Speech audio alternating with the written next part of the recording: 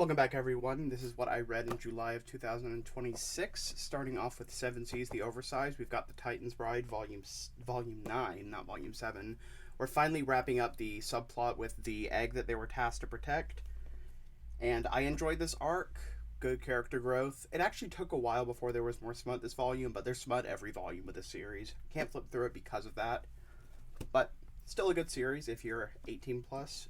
Then I read Alice in Borderland Retry, which is the only, actually I think that was the only oversized Seven Seas. We're starting the Viz Sigs now with Alice in Borderland Retry by Harlasso. This is a sequel to Alice in Borderland, so if you don't know what happens at the end of Alice in Borderland, then just skip this part.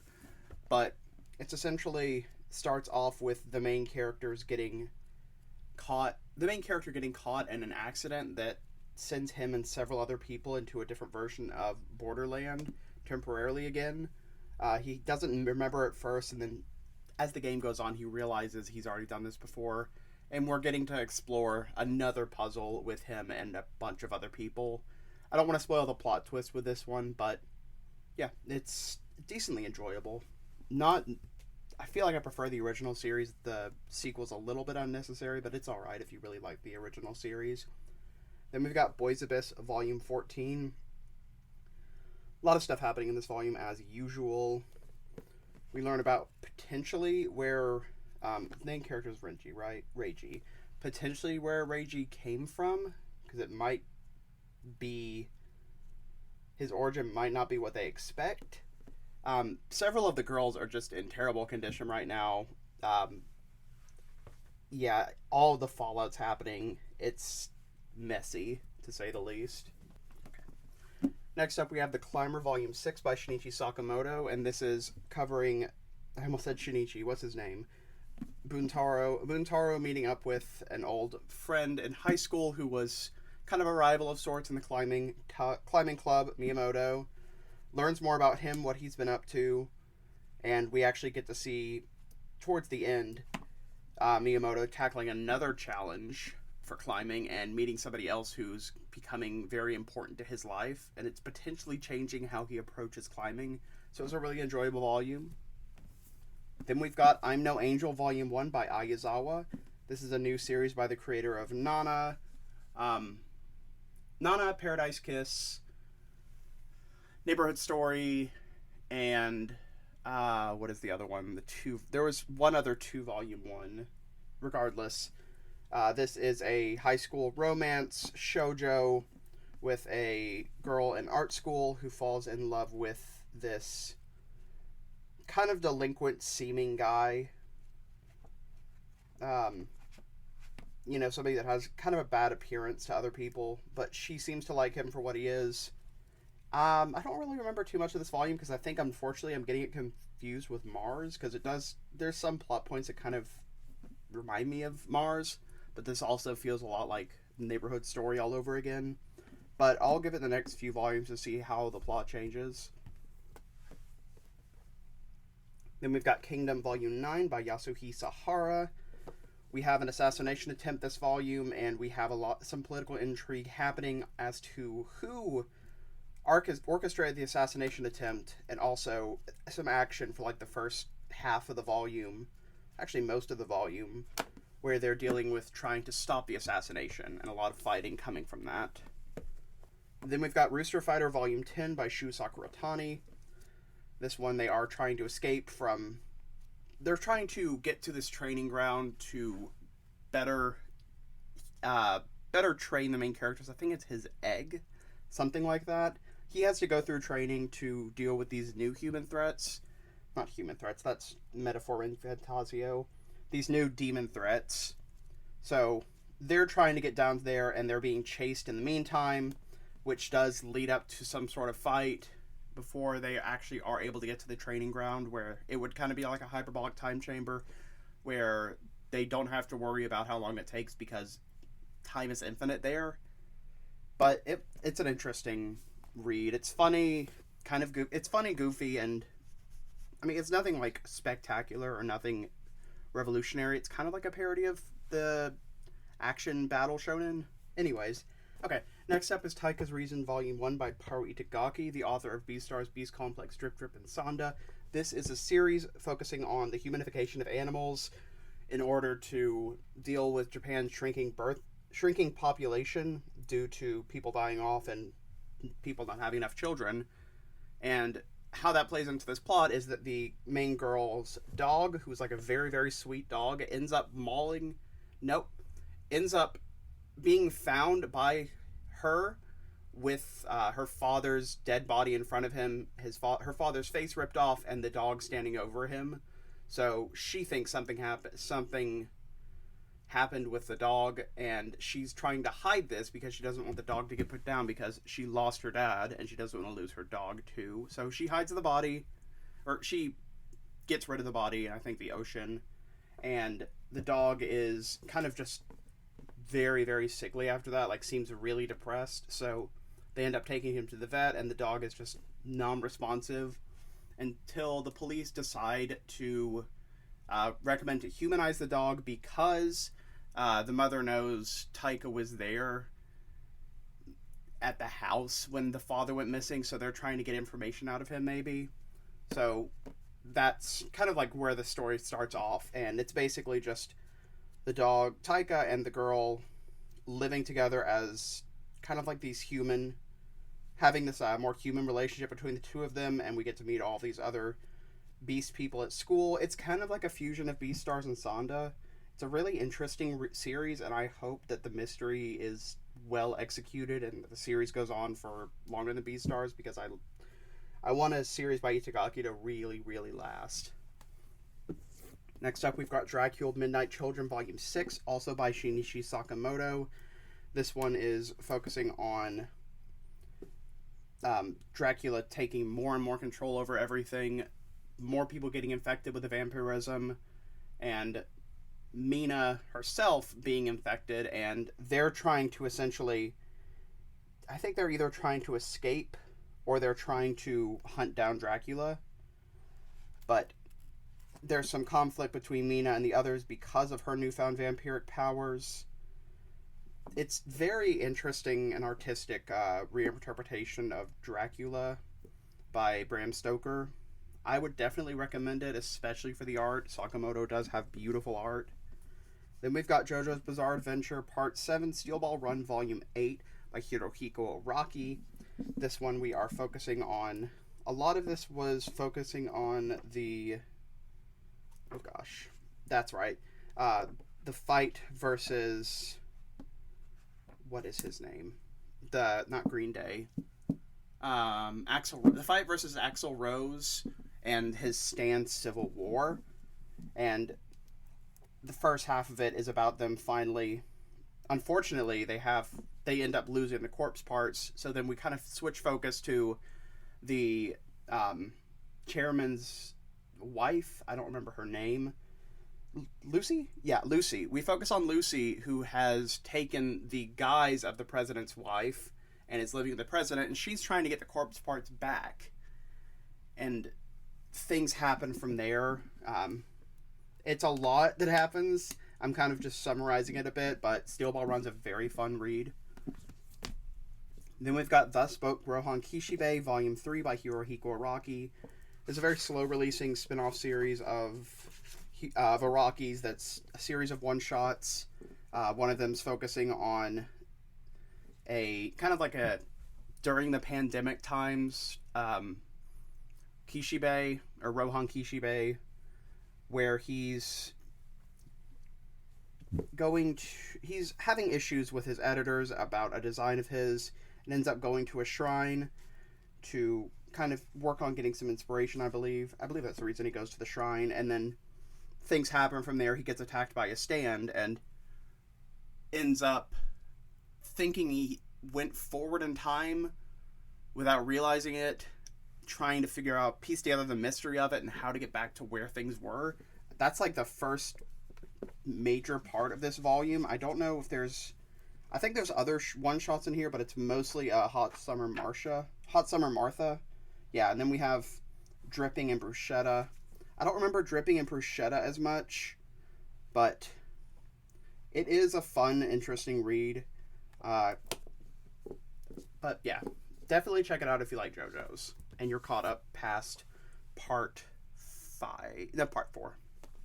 Then we've got The Makeup Remover Volume 10 by Lee Yeon. This is an Inklore series. This is, I believe, I don't think it's a webtoon, it's CNC Revolution. It's a web comic. Anyways, we're getting into the competition proper with the main girl still trying to hide her face, so she ends up wearing this bunny outfit, who's like a popular mascot. We're getting into the first competition episode, actually second competition episode, learning more about her competitors, how some of them will do anything to win. I'm making this sound very vague, I'm sure, but I do really like this. It reminds me of True Beauty, but in a lot less of a... It's a lot more nuanced than True Beauty, and I think the writing's just a lot better. Not to mention the male characters aren't unbearable. Then we've got Heaven's Official Blessing, Volume 2, by Mo Xiang Tongxu and Star Ember. This one we're focusing on the main character kind of having descended to Earth and trying to get his own shrine built up because he needs to get his influence back. So he ends up staying with the man who accompanied him previously when he was trying to deal with the previous ghost issue. And of course that man is one of the four great ghosts. I really don't remember the specific names of this sort of thing, but they're living together, learning about each other. He doesn't know, the one who descended doesn't know the other one is a ghost, like a very, very powerful evil figure. And the core relationship of the series is built up between the two of them. So they're living together and starting to like make a connection with each other. I really like this series and I love the art in it. Oh golly. Don't mind me, that stack's about to collapse. Then we've got Under the Oak Tree, Volume 3. This one we have some conflict between the main character and her husband because she's working hard to try and learn magic, and her husband is getting aggravated because he doesn't want her putting herself at risk, but she is interpreting that as him not liking her because of her own childhood traumas. So she is still trying to learn magic despite that, and they end up working past their problems, but a lot of this is focusing on kind of understanding the magic system, some interpersonal stuff, and a really funny scene about her getting like blackout drunk at a party because everybody's kind of encouraging her to, and he's not happy about his men basically encouraging and rallying on his wife to get so drunk that she passes out. Anyways, next up we have the final volume of Savage Garden by Hyun Suk Lee through a Blaze manga. This is volume 3, which captures 5, 6, and 7 of this cross-dressing drama series. We finally have resolution for the main character being found out by some people as a girl, and unfortunately she does end up having to flee England because they're planning to assassinate her. I believe one of the students actually ends up passing this volume. No, not one of the students. No, yeah. One of the students and somebody else. It's a really good drama series. I did unfortunately have to spend like the first half of it kind of really trying to remember a lot of the details because it's been so long since volume 2 for this came out due to all the issues happening with I think it's Diamond Press, whatever it was, the publisher that the printer that Blaze manga went through. But this was a great series, and I'd probably want to read it all again fully through to see if my opinions change on anything or if I understand things a little bit better, but I think I really enjoyed it overall. Next, we've got 4? Yes, these are the 4 volumes of Baki that I read that came out this month. I did read 2 other volumes, but those were before this month. So this is during the tournament arc, so really there's not a lot specific to discuss aside from who's fighting in these volumes. I don't think they actually... Okay. Doppo Orochi versus the fighter picked by Yujiro's father. That happens this volume. We've got... I don't know why he's on this cover, honestly. Who's this one? Okay. Well, let me see who's actually competing in this volume. Okay, we're still on the fight between Doppo and the other guy. That one took a while. We have the fight versus Iron Michael. We have a small fight with not Yusuke, with Yujiro. I think the small fight with Yujiro kind of takes up a good amount of the plot in this volume. But anyways, next Baki's fighting Kyoretsu.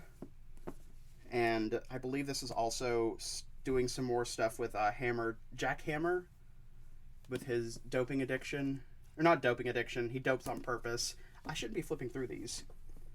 Then we have volume 22, where we are getting to the final fight. We still haven't done the final fight, but it's building up to it. We're finishing up, finishing up Jack Hammer's final fight. And then we have a lot of... Actually, no, we do get to the final fight. We just don't get through it. And then we have a backstory near the end. So, yeah, we're definitely wrapping up Baki soon here. Next up is The Credits Roll Into the Sea, Volume 1 by John Tadachine. This is a series about an older woman who is wanting to get into school for film making because she went to see a movie and found somebody that reminded her of her husband because he said the same thing her husband said to her. I don't remember if it was a guy or a girl, actually. I'll say they. They remind her of her husband because they said that they like watching her watch movies. So that kind of inspires her to go see their movies at the school they're at because they share that they're a filmmaker themselves. And she starts getting a passion for wanting to make movies. And that's kind of like the kickoff point for this series. And she ends up getting to the school and enrolling and starting to learn how to make movies. Really fun. A really interesting drama series. I don't know if it's going to be drama yet. It's only one volume yet. Anyways, next is Blue Summer Haze Volume 1 by Don Don. This is a BL baseball love triangle that is so good. I really like the art. We have a guy who was basically pitching because his childhood friend, he wanted to work with his childhood friend who was going to be the catcher. He was going to be the pitcher. Innuendo. His childhood friend ended up moving away, and then he ended up moving back to his school just to find out that he's still pitching and his childhood friend stopped baseball. So there's issues there, and he also has somebody who he's with in the baseball team currently who he's very close with, who actually has feelings for the main character. So we have a love triangle happening, and it's very, very good. And it's very cute, and there's lots of blushing guys, and it's so, so good. Anyways, next up is Gachiakata, Volume 11 by Kei Urana. And in this one, let's see. Right, we meet the Hellguard this volume. I think this is the character that people thought was Urana's self-insert because some similarities to her real-life appearance. We learn some more about the graffiti process in the town, about who makes the graffiti, or who makes these murals on the ceiling. We learn potentially some more about Ruto's backstory. And, of course, we have the conflict with the Hellguards, who are trying to capture the Spherite and take him with them. Next up, we have Volume 7 of Rent a Girlfriend. Kazuya's finally asked Mizuhara on a date. And this volume is just a lot of him trying to work up to...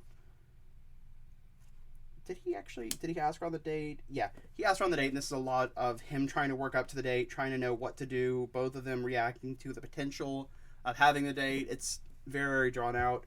Anyways, next up is A Stepmother's Martian, Volume 6 by Orca and Spice and Kitty. Nuri's dealing with her son being involved in a gambling ring, trying to get him out of it without direct intervention. And there's some drama between siblings where we find out that one of the siblings feels like they're not cared for nearly as much as the others. So there's a lot of issues happening there. We also have a hunting festival, I believe. It's near the beginning or near the end. Yeah, and I think that's a big chunk of backstory in the middle there. I don't especially remember what the backstory is, but a lot of this is focusing on trying to get Elias out of the gambling hall. Next, we've got The Delinquent and the Transfer Student, Volume 1 by Fujichika. This is a series about a young girl and this delinquent classmate of hers that she finds cute. So she ends up convincing her classmate to say some really cute words because she likes the gap between the delinquent-like appearance and her saying really cute words. So it's a Yuri that's building up to...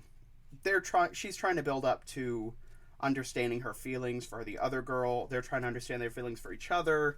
It's very cute. It's another cute gay series that I read this month, so that's really exciting. This one's a little less blatant. Anyways, next up is My Stepmother and Stepsisters Aren't Wicked, Volume 8 by Otsuji. We are doing a school festival in this volume. They are having a play, and there's competition between one of the sisters and I think the student council president on who can make the bigger impact during the play. But a lot of it's focusing on the play and the end of the school festival. It's cute. I'm not huge on it, but I enjoy it.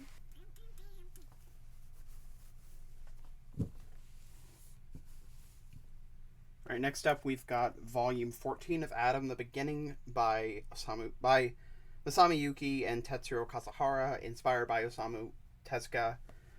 We are focusing on the robot on, I think it's a kidnapping. Gosh damn. We have the Robot Championships. Okay, that's right. Blue was kidnapped and is now going to be competing at the Robot Championships, and Dr. Lolo is taking the Robot Championships as hostages, like taking everybody in the venue as hostages, trying to unveil the truth of what Japan did. I think it's what Japan did that caused this massive gap period of time where nobody knows about anything and this unexplainable circumstance.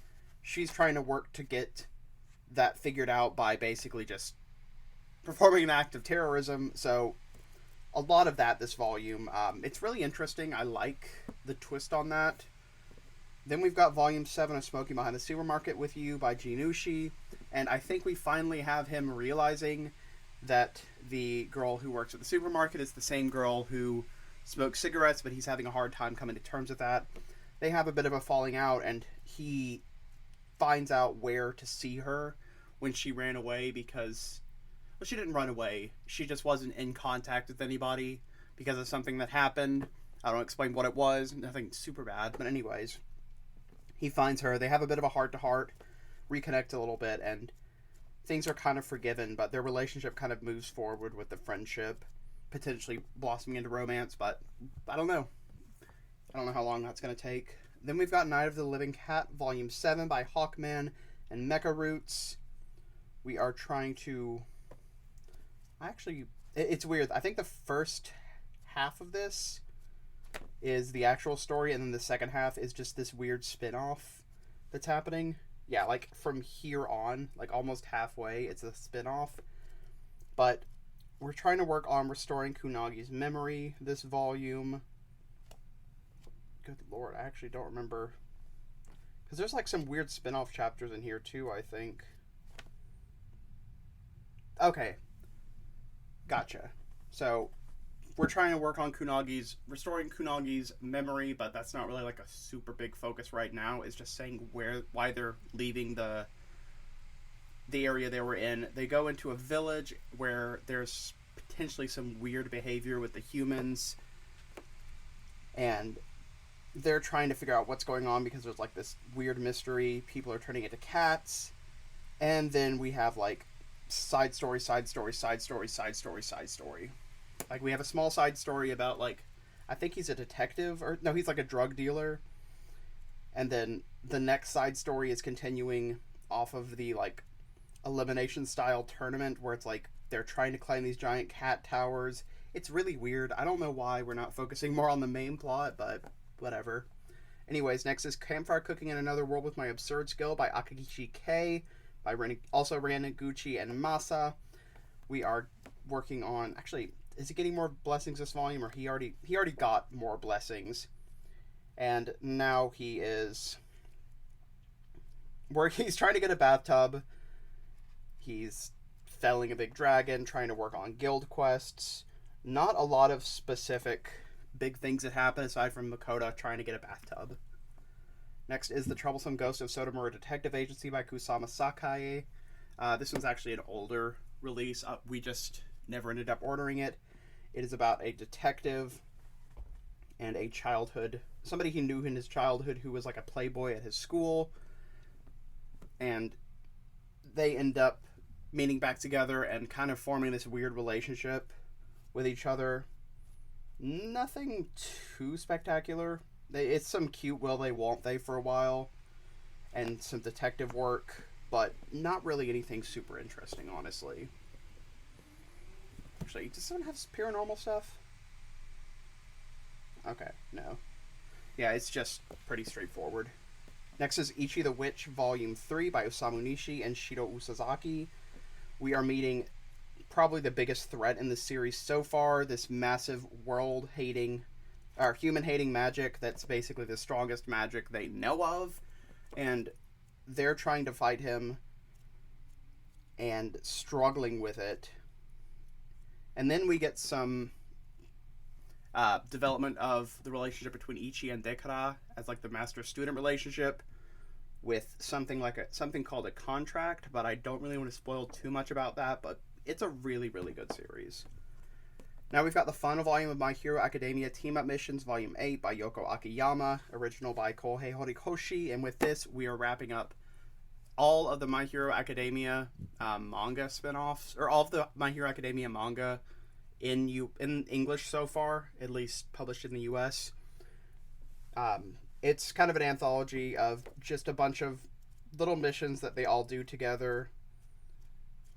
A lot of this volume is focusing on this really, really strong young guy who potentially has the making to be like a very powerful villain, and they're all working together to take him down. It was an alright series, nothing spectacular, but it's just cute little spin-off missions for the students. Next is Welcome to Demon School Iruma-kun, Volume 20 by Osamu Nishi. We are finally finishing up the music festival, learning about the aftermath of the music festival, and dealing with Person's father not approving of Person's appearance at the school. A lot of stuff happening in this volume, but it's mostly just focusing on the wrap-up of the music festival. Great series, though. Otaku Vampires Love Bite by Volume 8 by Julieta Suzuki is next. We have the main... I think it's... Hina is determining... Yes, she's getting more and more of a bloodlust for Kyuta, who is the friend that she's kind of been a little bit of a bother to, who they kind of have a questionable, like, are they going to have a romantic relationship with each other? But it seems like they're starting to actually move towards having a romantic relationship because she's finally trying to learn how to suck his blood, and she wants to make that step with him. It's a really cute shoujo romance vampire stuff. Then we have Red River Volumes 22 through 24 by Chie Shinohara. Yuri is trapped in Egypt right now and trying to figure out a way out of there, and to do that she is enlisting the rebel forces in Thebes who are unhappy with the current administration and trying to use her leadership skills to escape. And then I don't really want to spoil what happens after that, but really, really good. I love when I think Red Rivers is at its best when it's like super political, and we're seeing Yuri stand up and become a very powerful female figure. I'll cover these next because these are all going to have to... I can't flip through them. Next we have Gengaro Tagame's Fish and Water. This is a one-off by the creator of My Brother's Husband and a lot of Bara stuff about a... Is he a photographer? What is his actual day job? I don't remember specifically. Okay, he's a business sales administrator and his friend who is a freelance writer. They end up kind of just hanging out, eating food together, and developing this like relationship where he'll come over to the sales guys will come over to the writer's house, and actually I think it starts off because the sales guy gets a bunch of vegetables, doesn't know what to do with him. His writer friend actually cooks, so they end up eating a meal together with all the vegetables, and they kind of make it a thing where he goes over to his house, they eat together. Sometimes they stay the night with each other, and then over the course of time, they slowly realize they have romantic feelings they might have romantic feelings for each other. No, they do. Okay. I couldn't remember if they actually solidified it or not. nothing really happens about it. Like at the end, they kind of they confirm they're dating each other. They kiss. It's a cute one-off. If you like My Brother's Husband, Our Colors, any other Tagame work, you'll probably like this one as well. Then we've got Heaven in the Hell by Mushiba. This is a series about, I think he's an agent. Okay, he's an indie label producer, art space, general store manager, and an escort. Okay. And he meets somebody for a... Sorry. I think he's meeting him as an escort. Finds out the other guy is a succubus who is trying to basically get his training wheels off with being a succubus. So the escort's helping the succubus learn how to build relationships with people and be good sexually with others. Very explicit. I can't flip through it at all. But I really liked it. Of course, they end up... I don't want to spoil it. But I really liked it. Good explicit scenes, cute story, cute guys. Then we've got Yuki Tomatsu by Hidebo Takahashi, volumes 1 to 3. It's a story about... I don't know what his actual job is. Yeah, he's a doctor, of course. A doctor finds a Yakuza who is half dead, kind of brings him back to life. Not brings him back to life. Helps nurse him back to good health. And they end up kind of forming this relationship with each other because the Yakuza is attempting to pay for his services with his body. They end up kind of on and off for a little bit and then end up living together and developing a strong relationship with each other. I'm kind of underselling it, but I don't want to spoil too much of what happens. It's a lot of just these two developing their feelings for each other over the course of 3 volumes. They were all released at once. It's a 3-volume completed series. But it's an Edo period BL drama that I really, really enjoy. Next, we're going to get into stuff that I read that I did not pick up this month. Stuff that I'm finally catching up to reading. First of all, we've got 1 through 10 of Blue Giant. This is a series about a young boy who discovers a love of jazz saxophone and ends up trying to pursue becoming a jazz musician for his life goals. That's kind of the short story of it. It's a lot of him struggling, a lot of him trying to find his footing, and just constantly practicing. There's a lot of really interesting references to real-life jazz musicians, some good paneling with the presentation of the jazz music, references to real technique in jazz, and it kind of got me more interested in jazz in general. Unfortunately, in English, this is all we have of Blue Giant. There are sequel series, and this one ends on a cliffhanger. So I hope maybe one day we'll get the rest of this series licensed in English, but I don't really know. But if you're fine with it ending on a cliffhanger, I 100% recommend this. It was a really good drama series. Then we've got the last 4 volumes of Imakoi, volumes 6, 7, 8, and 9. Focusing a lot on the relationship between these two for like a lot of these volumes, because the main two's relationship's kind of been solidified by this point. There's some conflict between them, but not a whole lot. So we're just kind of... We focus on the other two for a while, and then the final volume, they're all back together, and we get to see all of them kind of moving on from graduating high school. You know, the typical ending shoujo romance high school stuff where they're moving on, graduating, and finding out what they're doing with their life. It was a pretty enjoyable series. I like it a lot more than what I've heard about Ayako Hara's other series. Next, we've got Tokyo Tadadeba Girls Volumes 6 through 9 by Akiko Higashimura. This was a series that I still have a complex relationship with. I really disliked the male lead. They kind of worked in these last few volumes on developing why he is the way he is, and I don't want to spoil too much about the ending of the series, but she does find somebody else that she ends up living with. She finds out that Ki has feelings for her, potentially, and then things happen from there, but I don't really want to spoil it. I'd rather people read it for themselves. It does still feel a little mean-spirited, especially with the fish people, but I think I read it because I really root for, like, the 30-something women who were just not able to find relationships that last. I think overall it was a pretty enjoyable series. Lastly, we have Baki Volume 19 and 20. In hindsight, maybe I should have just included it with the other Baki. We're fighting Katsumi and Kairetsu this volume, Karate vs. Kung Fu, and this one we're learning about some of Jackhammer's past and finding out how he has a connection to Baki and his father. I don't really have too much to say about these because a lot of what's happening in these volumes are just pages and pages and pages and pages of the tournament.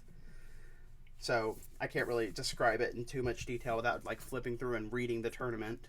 But that's everything I read in July, and I hope to see you guys in a few weeks for my haul for August.